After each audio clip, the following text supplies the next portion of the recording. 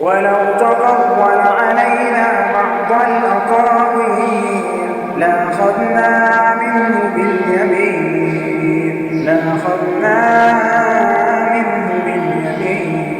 ثم لقطعنا منه الوتين فما منكم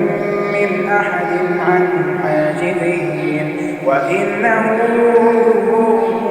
لتذكرة للمتقين